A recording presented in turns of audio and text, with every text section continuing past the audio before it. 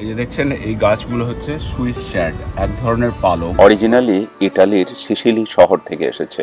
তো আমরা লাগিয়েছিলাম, আমরা একবার দুবার খেয়েছি অলরেডি স্যালাড হিসেবে, কিন্তু আজকে আমরা এটা তুলছি, হবে আমাদের রান্না। এমনি জাস্ট নর্মাল পালং শাকের মতো চিংড়ি ফিংড়ি দিয়ে রান্না করলেও খেতে খুব ভালো লাগে। এটা যেহেতু খুব ছোট, খুব অল্প কয়েকটা জায়গাতে লাগানো আছে, টবে লাগানো আছে, সেই জন্য একটু সাবধানে পাতাগুলো কাটছি, নাহলে আর পরের লটটা বেরোবে না। এটা লাল পাতা হয়, সুইস চ্যাড, ঠিক পালং শাকের মতো নয়, কিন্তু এটা খেতে পালং শাকের মতো, পালং শাকের থেকেও ভালো টেস্টি অ্যাকচুয়ালি। কাঁচাও খাওয়া যায়, স্যালাডে প্রচুর লোকে খায়। আরো একটা পর্বে স্বাগত নিজের থেকে। একটু আগে আপনাদের দেখালাম যে আমাদের বাগান থেকে সুইস চার্ড, এটা একটা পালং শাক গোছের ফ্যামিলির শাক, সেটাকে আমরা রান্না করব। আমি জানি না ইন্ডিয়াতে সুইস চার্ড পাওয়া যায় কিনা, মনে হয় পাওয়া যায়, একটু লাল লাল রঙের দেখতে। তো আমি আপনাদেরকে দেখাচ্ছি, এই হচ্ছে সেই ফ্রেশ গাছ থেকে তোলা সুইস চার্ড। আর আমরা এটা স্যালাডে জেনারেলি দেওয়া হয়, বাট আমরা এটাকে রান্না করছি মানে একদম বঙ্গ স্টাইলে। তো দেখাচ্ছি আস্তে আস্তে কিভাবে রান্নাটা শুরু করছি আর কি। খেতে ভালোই হয়, এই প্রথমবার নয়, আমরা আগে অনেকবার খেয়েছি। দেখতেই পাচ্ছেন খুব ফ্রেশ, আর এই ডাঁটাগুলো এর লাল, অনেকটা পালং শাকের মতো।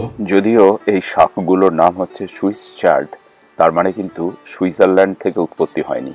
বেসিক্যালি এটা এসেছে ইটালির থেকে, ইটালির সিসিলি শহরে এর উৎপত্তি। এবং আর একটা বড় কথা হচ্ছে যে এটা কিন্তু মানে ডিসেম্বর পর্যন্ত থাকতে পারে, বরফ পড়ে গেলেও এই সুইস চার্টগুলো হতে থাকে। তো আমরা এবার প্রথম লাগিয়েছি সামারে, তো দেখা যাক কতদিন চলে, আপনাদের সঙ্গে শেয়ার করবো। আগের দিন বলছিলাম যে এবার ফাদার্স ডেতে আমি গিফট কি পেয়েছি। আমরা ফাদার্স ডেতে ওয়ান অফ দ্য গিফট হচ্ছে এই ছুরির সেট। এটা হচ্ছে কটা, 6টা 9টা 12টা বিভিন্ন সাইজের বিভিন্ন রকমের ছুরি। এটা জার্মান স্টিল দিয়ে তৈরি। তো আজকে আমি এই ছুরির সেট ইউজ করি সুইস চার্ডটা কাটবো। তো প্রথমেই আমি যেটা করব সেটা হচ্ছে এই সুইস চার্ডের ডাঁটাগুলোকে আলাদা করে নেব। ওকে, লেটস ইউজ দিস। এই ছুরিটাই, একটু বড় ছুরি ইউজ করি। প্রথমে এটা অ্যাকচুয়ালি যদি ভালোভাবে করতে হয় তাহলে এইভাবে ডাঁটাগুলোকে আলাদা করে দেওয়া উচিত, কারণ ডাঁটাগুলো সেদ্ধ হতে একটু সময় লাগে। এইভাবে প্রত্যেকটা ডাঁটা আলাদা করে দেওয়া উচিত, কিন্তু আমার হাতে তো অত সময় নেই। প্রথমে ডাঁটাগুলোকে সেপারেটলি কেটে নিচ্ছি, কুচি কুচি করে, খুব ছোট ছোট করে কাটবো। এটা দেখতে অনেকটা মনে হলেও কিন্তু যখন সেদ্ধ হবে পালং শাকের মতো খুব বেশি নয় কোয়ান্টিটিটা। ডাঁটাগুলোকে আলাদা করে নিলাম, তারপরে শাকগুলোকে সিমিলারলি কেটে নিচ্ছি একটু ছোট করে।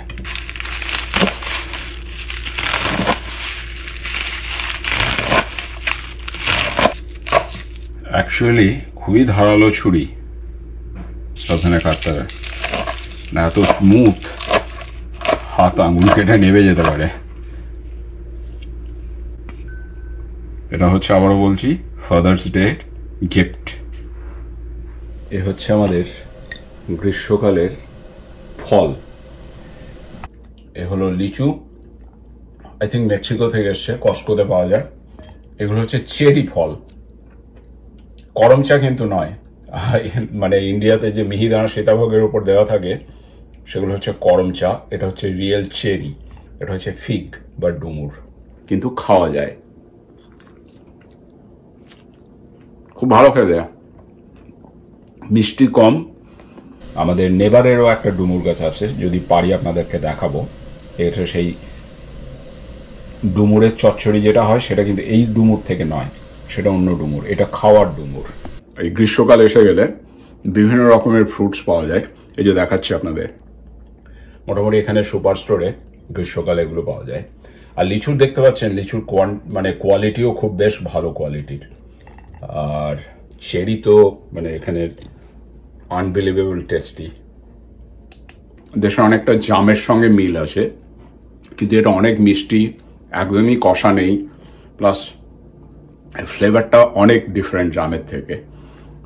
ইন্ডিয়াতে অফকোর্স চেরি পাওয়া যায়, কিন্তু আমাদের এই বিশেষত এই নর্দার্ন পার্ট অফ দ্য ইউএসএ-তে গ্রীষ্মকালে সারা গ্রীষ্মকাল চেরি পাওয়া যায়। এই যে লিচু এখানে হয় না, আই থিঙ্ক ফ্লোরিডাতে হয়, আমি দু একটা ভিডিও দেখেছিলাম। তো ফ্লোরিডাতে লিচু পাওয়া যায়, কিন্তু এই লিচুগুলো এসছে মেক্সিকো থেকে বা প্যারাগুয়ে কিংবা কোনো সাউথ আমেরিকান কান্ট্রি থেকে। ভেরি গুড কোয়ালিটির লিচু, ভেরি গুড কোয়ালিটির। এখানে কত করে দাম আমি যতটা জানি বোধহয় $4.99 হচ্ছে 1 পাউন্ডের দাম লিচুর। খুবই এক্সপেন্সিভ সেই হিসেবে, বাট এখানে পাওয়া যাচ্ছে, সেটাই বড় কথা। তো এই সুইস চাট বানানোর জন্য আমরা খুব সিম্পল জিনিস ইউজ করছি, সেটা হচ্ছে এই গার্লিক, একটু রসুন আর কাঁচা লঙ্কা, এই দুটোই মেন ইনগ্রেডিয়েন্টস থাকছে। সেই সঙ্গে থাকবে একটু কালো জিরে। সো গার্লিক, সর্ষে আর কালো জিরের ফোড়নের জন্য, আর কাঁচা লঙ্কা। প্রথমে আমরা এই শাকগুলোকে একটু সটে করে নেব, মানে একটু সাঁতলে নেবো আর কি, যাকে বলা যায়। অ্যাড করে দিচ্ছি অল্প একটু রিফাইন্ড তেল, খুব অল্প। মোটামুটি তেল গরম হয়ে গেছে, এখন আমি এই কালো জিরে আর সর্ষে ফোড়ন দিচ্ছি। সর্ষেটা একটু বেশি হয়ে গেছে, আপনারা একটু কমিয়ে দিতে পারেন। এরপরে প্রথমেই দেব আমি এই যে ডাঁটাগুলো ছিল সেই শাকের ডাঁটাগুলো। 1 মিনিটের জন্য চাপা দিয়ে রেখে দিচ্ছি। 1 মিনিট হয়ে গেছে।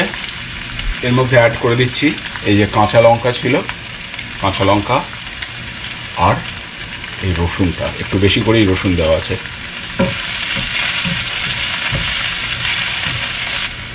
এর মধ্যে অ্যাড করছি কুচি কুচি করে কেটে নেওয়া সুইস চার্টগুলো। এই কড়াইতে শাকের পরিমাণ দেখতে অনেকটা মনে হলেও সেদ্ধ হলে কিন্তু একদম তলানিতে পড়ে যাবে। এটা বেশিক্ষণ লাগবে না, 5 থেকে 7 মিনিটের মধ্যে পুরো রান্নাটা হয়ে যাওয়ার কথা। জল দিচ্ছি না, একটু পরে নুন অ্যাড করব। মিনিট 2-এর জন্য চাপা দিয়ে রেখে দিলাম। একটু নেড়ে চেড়ে দিচ্ছি। প্রথমে মনে হচ্ছিল অনেকটা, কিন্তু দেখুন যেইমাত্র সেদ্ধ হওয়া শুরু হয়েছে এটা কমে যাচ্ছে, না পালং শাকের মতো আর কি। এই রান্নাটা সাইড ডিশ হিসেবে বা প্রথম পাতে খাওয়ার জন্য এটা আমরা ইউজ করব। এর সঙ্গে আমাদের অন্যান্য খাবারও আছে, কিন্তু এটা পালং শাকের বিকল্প, বা যদি পালং শাক না পাওয়া যায় কোনো কারণে, তাহলে সুইস চাট দিয়ে কিন্তু এই রান্নাটা করা যায়। আর বিশেষত আমাদের যেহেতু গাছে হয়েছে, সেই জন্য নষ্ট হয়ে যাওয়ার আগে একটু রান্না করে দেখি। তো খুব অল্প একটু নুন অ্যাড করে দিলাম। মোটামুটি হয়ে গেছে। এবার এটাকে একটু নুনটাকে টেস্ট করে দেখি।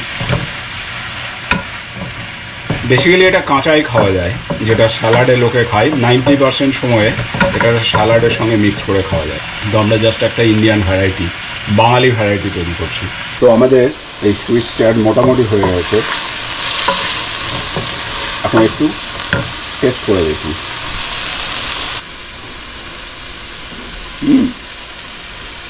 বাহ, খুব টেস্টি। এবার বাঙালিয়ানা আনার জন্য অল্প একটু চিনি অ্যাড করে দিলাম।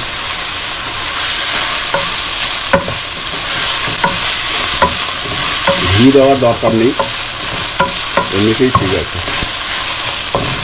এখন মনে হচ্ছে আরও বেশি হলে বেটার হতো। এটা দুধ হাওয়াতেই চলে যাবে আর কি, যাকে বলা যায়। দেখে নিই আর একটু। খুবই ভালো। তো এবার হয়ে গেছে, আমি চাপা দিয়ে রেখে দিলাম এবং অফ বন্ধ করে দিলাম। কয়েক মিনিট থাক, তারপরে ভাতের সাথে প্রথম পাতে, ভাত বা রুটির সাথে প্রথম পাতে আমরা খাবো এটা আজকের লাঞ্চে। খুবই সিম্পল একটা রেসিপি, যেহেতু গাছের সুইস চাট গাছ থেকে তুললাম, সেই জন্য আজকে একটু আপনাদের সঙ্গে শেয়ার করছি। কারণ আগের বার আমরা দেখিয়েছিলাম যে সুইস চাট গাছ আমরা কিনে নিয়ে এলাম এখানকার গ্যাস্ট্রোস থেকে। সেই সুইস চাট 3 সপ্তাহ আগে লাগিয়েছিলাম, এখন বড় হয়ে গেছিল, তো সেই শাক খাওয়া হলো। তো এই হলো আমাদের সুইস চার্ড ভাজা বাঙালি স্টাইল। একটু খেয়ে দেখি, আর একটু। খুবই ভালো খেতে, মানে রিয়েল আমেরিকান বা ইউরোপিয়ান সবজিকে ভারতীয় স্টাইলে বা বাঙালি স্টাইলের রান্না করে আমরা এনজয় করছি। মানে যদি খাওয়ার ইচ্ছা থাকে, ভোজন রসিক হয়ে থাকেন, তাহলে যে কোনো দেশের ভেজিটেবলকেই নিজেদের মতো করে রান্না করে নেওয়া যায়। তার প্রকৃষ্ট উদাহরণ হলো এই আমাদের আজকের সুইস চার্ডের চচ্চড়ি। এটা খেতে খুবই ভালো, মানে পালং শাকের মতো নয়, একটু কচকচে ভাব আছে, বাট ভেজিটেবলের যে ফ্লেভারটা সেটা একদম জিভে যাচ্ছে। এই দিয়েই মোটামুটি এক থালা ভাত, মানে বাঙালির ভাষায় যাকে বলে এক থালা ভাত কিন্তু লোকে খেয়ে নেবে। আমি জানি না ভারতবর্ষে বা বাংলাদেশে সুইস চার্ড পাওয়া যায় কি না। যদি পাওয়া যায় তাহলে স্যালাডের সঙ্গেও যেমন খেতে পারেন, সেরকমভাবে এই ছোটোখাটো চচ্চড়ি বা প্রথম পাতের রান্নার জন্য ইউজ করতে পারেন। আশা করছি ভালো লাগবে। তো আশা করছি আজকের এই পর্ব আপনাদের ভালো লেগেছে। যদি ভালো লেগে থাকে তাহলে একটা লাইক, শেয়ার এবং সাবস্ক্রাইব করবেন। বাই দ্য ওয়ে, এখন কিন্তু আমাদের টমেটোগুলো ধরছে, আর প্রচুর যে ব্লুবেরি ধরেছে গাছে। একটা গাছ আছে সেটাতে প্রচুর ব্লুবেরি ধরেছে, সেটাও তুলবো। ধন্যবাদ সঙ্গে থাকার জন্য। ভালো থাকবেন, সুস্থ থাকবেন।